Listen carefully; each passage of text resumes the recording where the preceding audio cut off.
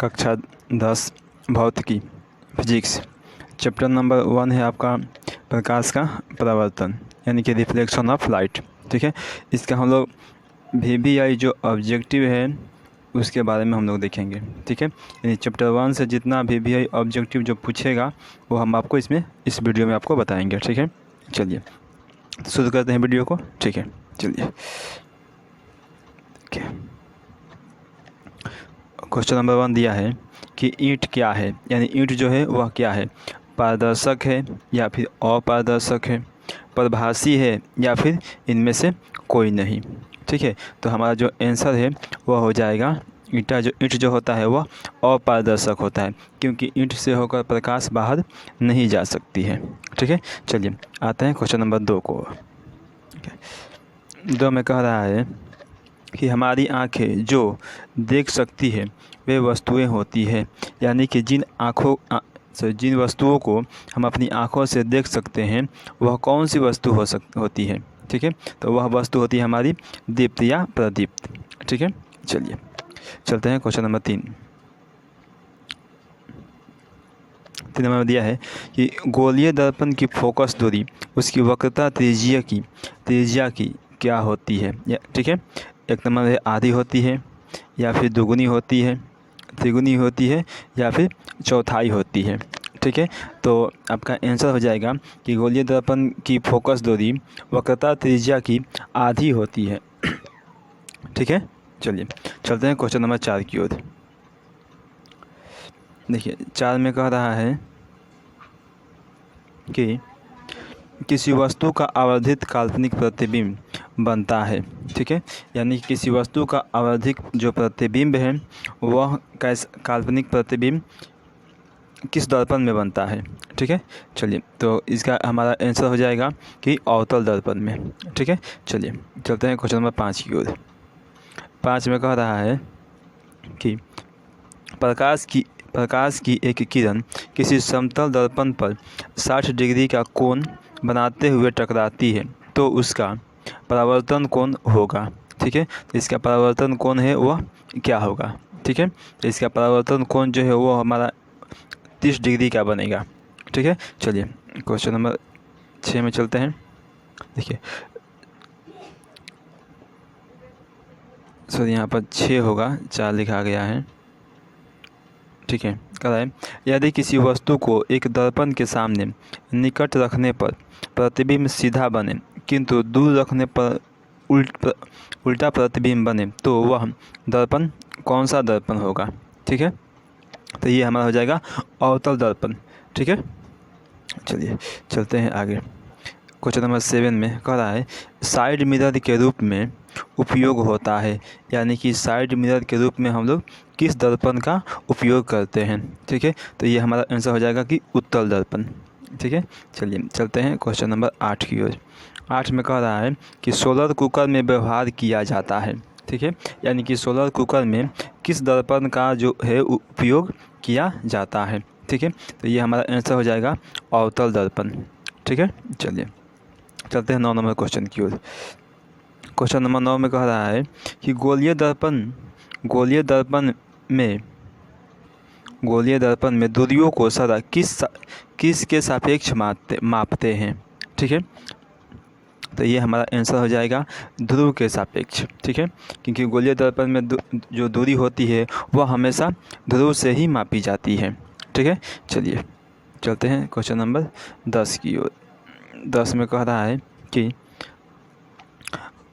अनंत पर स्थित किसी बिंब या प्रतिबिंब अवतल दर्पण के फोकस पर बनता है उसका आवर्धन क्या होगा। ठीक है, उसका जो आवर्धन है वह क्या होगा, तो उसका आवर्धन हमारा हो जाएगा जी m बराबर 0। ठीक है, चलिए चलते हैं क्वेश्चन नंबर 11 की ओर। 11 में कह रहा है कि सर्च लाइट का परावर्तक सतह कैसा होता है। ठीक है, जो सर्च लाइट है उसका परावर्तक सतह कैसा होता है, तो इसका जो परावर्तक सतह होता है वह अवतल होता है। ठीक है, चलिए अब चलते हैं क्वेश्चन नंबर 12 की ओर।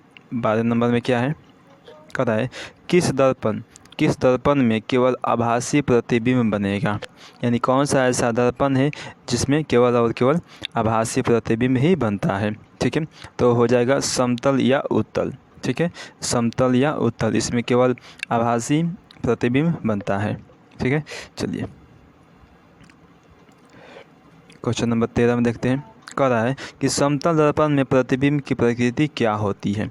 जो समतल दर्पण है वह उसमें प्रतिबिंब की जो प्रकृति है वह कैसी होती है। ठीक है, तो देखिए समतल दर्पण में जो प्रतिबिंब बनता है वह आभासी तथा बराबर बनता है। ठीक है, चलिए चलते हैं आगे। क्वेश्चन नंबर 14 को देखते हैं। कह रहा है किसी दर्पण के सामने आप चाहे जितनी दूरी पर खड़े हों आपका प्रतिबिंब सीधा ही बनता है, संभवतः वह दर्पण कौन सा है। ठीक है, चलिए इसका हमारा आंसर हो जाएगा समतल या फिर उत्तल। ठीक है, इसका जो आंसर है वो हमारा डी हो जाएगा, यानी कि समतल या उत्तल। ठीक है, चलिए ठीक है, चलिए आते हैं क्वेश्चन नंबर 15 की ओर। 15 नंबर में कह रहा है कि प्रकाश के परावर्तन के कितने नियम हैं। ठीक है, देखिए ये क्वेश्चन 2012 में पूछा हुआ है, 2015 में पूछा हुआ है, 15 का फर्स्ट सीटिंग और यहाँ पर सेकेंड सीटिंग में ही पूछा है। ठीक है, इसलिए यह क्वेश्चन जो है बहुत ही इम्पोर्टेंस है, इसको आप लोग याद कर लीजिएगा। ठीक है, कह रहा है प्रकाश के परावर्तन के कितने नियम होते हैं। ठीक है, तो प्रकाश के परावर्तन के जो हमारे 2 नियम होते हैं। ठीक है, चलिए चलते हैं 16 नंबर क्वेश्चन की। 16 नंबर कह रहा है किस दर्पण में बड़ा प्रतिबिंब बनता है। कौन से ऐसा दर्पण है जिसमें प्रतिबिंब है वह जो बड़ा बनता है। तो अवतल दर्पण होगा कि अवतल दर्पण में प्रतिबिंब बड़ा बनता है। ठीक है, चलिए देखते हैं क्वेश्चन नंबर 17 को। 17 में कह रहा है कि गोलीय दर्पण में फोकसांतर एवं वक्रता त्रिज्या के बीच संबंध क्या होता है। ठीक है, तो ये होता है F बराबर R/2।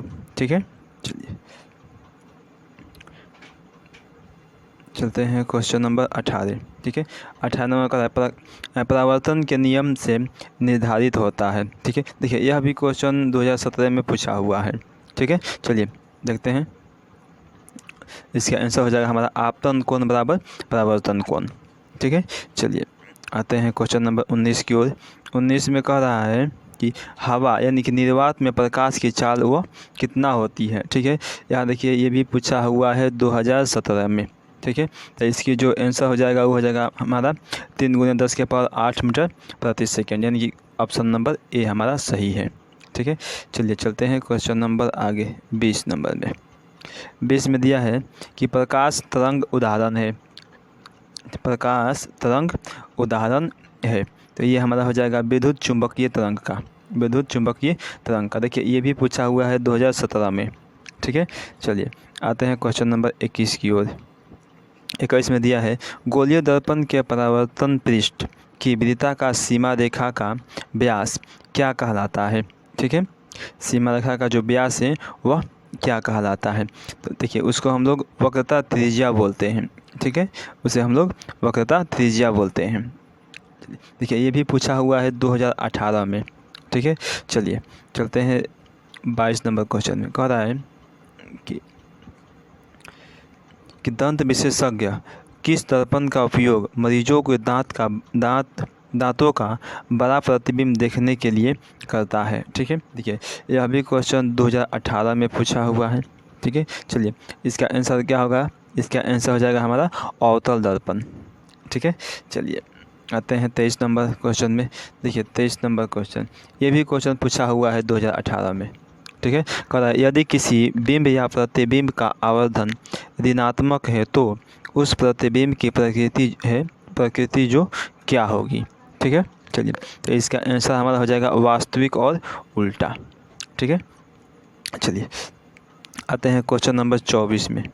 24 में कह रहा है निम्नलिखित में से कौन उत्तल दर्पण की फोकस दूरी है जिसकी वक्रता त्रिज्या 32 सेंटीमीटर है।